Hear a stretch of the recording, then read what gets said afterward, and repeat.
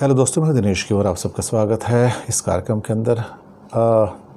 देखा जाए तो फ्रांस से इंडिया के लिए लगातार बुरी खबरें आ रही हैं।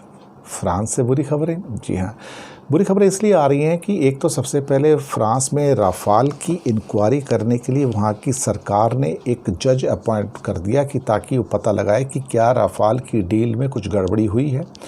और इस बात को राहुल गांधी, कांग्रेस पार्टी और बाकी अपोजिशन की पार्टियां पहले से कहती आई हैं कि राफाल की डील में घोटाला हुआ है, बड़ा घोटाला हुआ है। और मोदी जी ने अपने दोस्त अनिल अंबानी को बहुत बड़ा फ़ायदा उसमें दिलवाया है और हो सकता है कुछ और फ़ायदे किसी और लोगों को भी दिलवाए हों। खैर, अब इसकी तो हालांकि भारत की सुप्रीम कोर्ट तो सफाई दे चुका कि कोई घोटाला नहीं हुआ है। अब सुप्रीम कोर्ट तो आजकल दरअसल कुछ ऐसी ही बातें करता है जो सरकार के फेवर में जाती हैं। अब रही बात, इसमें दूसरी बुरी न्यूज़ आई है फ्रांस से कि भारत केन्स का केस तो सुप्रीम कोर्ट में हार चुका था, इंटरनेशनल आर्बिट्रेशन में हार चुका था और भारत ने केन्स इंटरनेशनल के करीब करीब 1.7 बिलियन डॉलर देने हैं, जो कि अप्रॉक्सीमेटली देखा जाए तो 12-13 हज़ार करोड़ हो जाते हैं। भारत ने फैसला करके रखा हुआ है कि हम पैसे नहीं देंगे, केन्स को जो मर्जी हो जाए।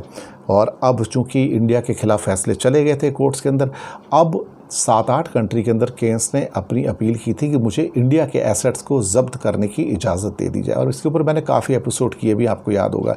वो चाहते हैं कि इंडिया की प्रॉपर्टीज़, इंडिया के बैंक, इंडिया के एयर इंडिया के एयरक्राफ्ट और बाकी इंडिया के जो प्रॉपर्टीज़ हैं, बैंक्स वगैरह, उसको सीज़ कर लिया जाए। फ्रांस से पहला ऑर्डर आ गया आज और ऑर्डर बड़ा क्लियर है, कल ही आ गया था।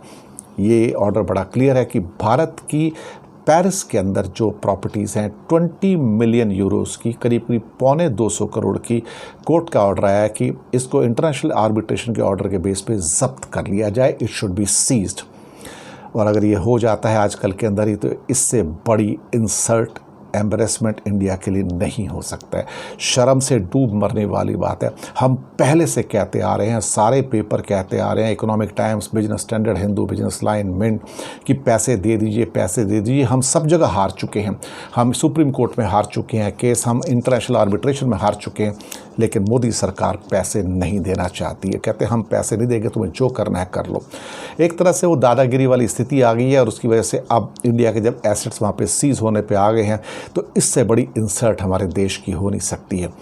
विदेशों में जितना हमारा बुरा नाम इस टाइम हो रहा है, जितनी बदनामी हो रही है इंडिया की, मैं आपको बता नहीं सकता। इससे ज़्यादा शर्मनाक बात कुछ हो नहीं सकती है। क्या कहेंगे साहब, इस सरकार को देश की इज्जत की चिंता ही नहीं है। धन्यवाद।